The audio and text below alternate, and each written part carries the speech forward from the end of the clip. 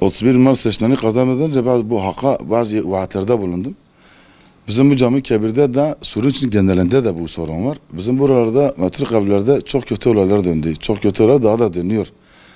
Muhtarımıza bağlanan yerlerde uyuşturucu satıcıları vardı. Ondan sonra fuhuş yapılan evler vardı bölgede. Şu an Suriye'nin genelinde de bazı bölgelerde vardır. Benim kendi muhtarlığımda bunların var olduğunu biliyordum. Ve insanlar bu olaylardan muzdaripken korkuyordu. Bir şey de yapamıyordu insanlar. Yani yine gidip adama diye esrar satma, ne esrar içme, hiçbir şey yapamıyordu. Ben de bu açığı biliyordum bu sorunu. Ben de kendi kendime bir karar verdim, dedim ben muhtarlığı alırsam bu işi yapacağım. Afişlerimde diyorum ki siz bana verirseniz ben uyuşturucu işini bizim mahallede bitireceğim. Metrik evlerimiz var, böyle bu gibi evlerimiz. Bitireceğim hepsini. Bu evde çok kötü amaçlar için kullanıldı. Sonra insanlar bana inandı tabii lafıma. Bir de ben 20-25 sene mahalledeyim. Hiç kimse ne yalanım olmuş ne dolanım. Kim emanet etmişse emanete sahip çıkmışsa sözümüzün değeriyiz yani. Bu evler için ben mücadele ettim. Seçimi nasıl kazandım? Kazanır kazanmaz hemen darbeye başladım bu sefer. Geldim evlere girdim. Evde olan insanlar vardı, gençler. Boş evler de vardı. Kullanılan evler de vardı. Ben tek tek gençlerle konuştum. Yani kimse kızmadım etmedim. Ben hemen gittim evlere konuştum. Tek tek evleri boşalttım. Yani bu evler olsun, bu evler olsun. Buna benzer nice evler var. Çok bozuk evler var. Şu an insanlar bu işten kurtuldu yani. Muhtarlığa verdiğimiz ilk sözümüzde durduk. Şu an mahallemizde metrik ev çok ama kötü amaçla kullanılan ev yok. Yani uyuşturucu satılamaz bizim mahallede. Hiç kimse satamaz. Uyuşturucu içilemez. Ondan sonra bizim bölgede metrik evleri hiçbir tane genç kullanamaz. Ona da müsaade etmiyoruz. Yani biz bu gençlerin atılmasını da istemiyoruz. Çünkü sonuçta gençler ne havadan gelmiş, o ne ağaçtan düşmüş. Bizim insanlarımızdır, bizim gençlerimizdir. Bizim bu gençlerimizin bu hale düşmesi bizi üzüyor yani. Yoksa mesela biz gençlerimizi vurabiliriz, kırabiliriz. Biz gençlerimizi vurmadan bu işin içinde kurtarmak istiyoruz. Gençler de beni dinledi, biz evleri hepsini kapattık. Şu an mahallemize metrik kapıyı bırakmadık.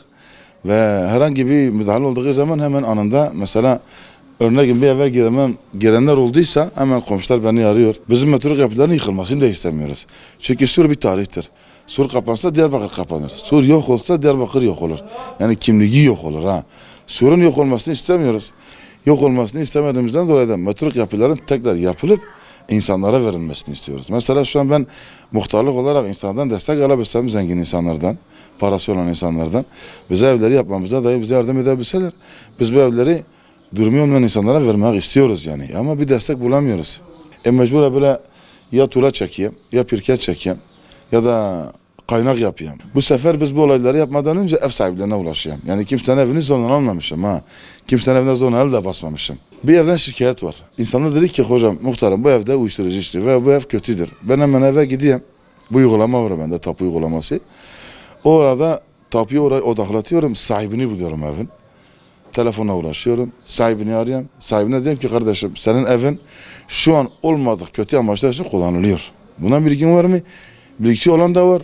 Olmayan da var. Mesela bilgisi olan var, adam diyor valla haberim var diyeyim kardeşim niye müdahale etmişsin? Diye korkuyorum. Ramazan ben muhtarım. Ben sizin evlerinizi tek tek kapatıyorum. Gençlerin elinden alıyorum. Kötü iş için kullanan insanlar varsa o evleri boşaltıp kaynak edeceğim ve anahtar vuracağım. Buna müsaadeniz var mı? Ev sahibi de diyor ki benim müsaadem vardır. Sen madem muhtarsın ve güzel bir iş yapsan, duyduk senin ismini. Bu sosyal medya üzerinden bazı ev sahipleri bize ulaştı yani. Bizim evimiz de sizin elinde olsun. Bizim evimize de bak. Anahtarı bize gönderdiler. Şu an mesela 25-30 tane ev elinde var. 17 taneydi. Bu 15 yaptım, 17, 20 şu an 25-30 sene olmuş.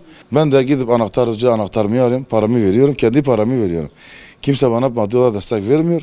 Sadece İstanbul'da maddi işi iyi olan arkadaşlarım var. Onlar talepte bulunuyor, onlar da bana gönderiyorlar.